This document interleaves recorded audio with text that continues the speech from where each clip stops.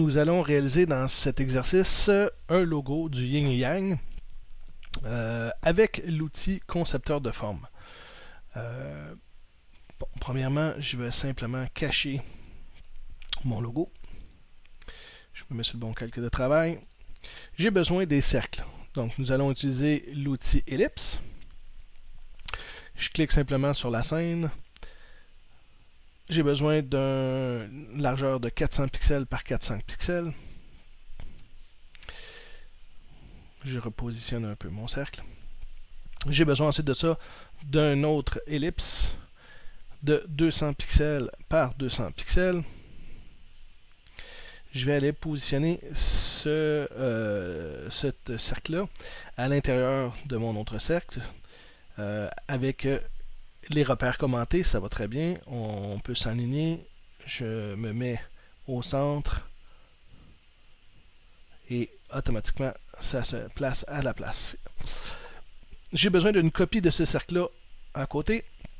Donc, je vais commencer à déplacer ce cercle-là avec mon outil sélecteur, mais je vais enfoncer le Alt pour pouvoir faire une copie. Mon curseur change.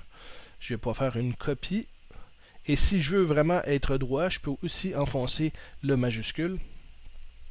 Et avec les repères commentés, mon cercle est bien positionné. Je vais ensuite de ça créer deux autres cercles. Des cercles de 100 par 100. J'utilise mon outil de sélection pour le déplacer et je vais aller positionner ce cercle-là au centre comme ceci. Je fais exactement la même technique pour copier.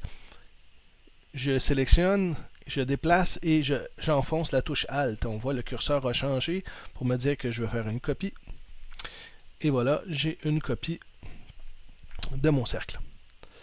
Ensuite de ça, je vais utiliser l'outil concepteur de forme pour créer mes deux motifs pour le yin et le yang, mais je ne vais pas sélectionner les cercles à l'intérieur. Donc, je vais avec mon outil sélecteur sélectionner un premier cercle, j'enfonce majuscule sur mon clavier, le deuxième cercle et le troisième cercle, mais je ne touche pas aux deux cercles à l'intérieur.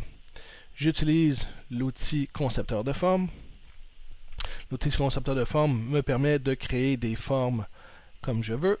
Moi, ce que je veux, c'est de prendre ces deux formes-là ici et les fusionner. Je clique dans une des formes, je glisse jusqu'à l'autre forme. Et la fusion est faite. J'ai fait la même chose ici. Je clique dans une forme, je glisse vers l'autre forme et la fusion aussi est faite. Donc, il me reste simplement à changer les couleurs. Je me dis, celle-là, cette forme-là ici, je vais la mettre en noir. Et ce cercle-là ici, je vais aussi le mettre en noir. Je pourrais aussi élargir peut-être la ligne ici. Donc, en sélectionnant la forme, je peux aller élargir son contour. Peut-être à 3. Et peut-être lui donner une petite rotation. Je sélectionne avec mon outil de sélection les formes et simplement lui donner une rotation de 90 degrés. Et pour être sûr certain que je suis à 90 degrés parfait, je vais maintenir le majuscule enfoncé. Comme ça ici, on le voit, quand j'enfonce le majuscule, il se met à 90 degrés parfaitement.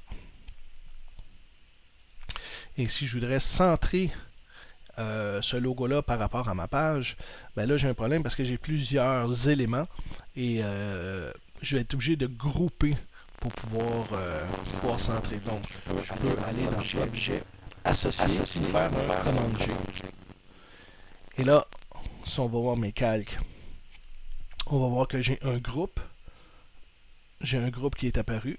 Donc, quand je vais sélectionner le groupe au complet. Je vais pouvoir aller ici dans le menu pour aligner sur le plan de travail et lui dire centrer et centrer. Et voilà, mon logo est créé.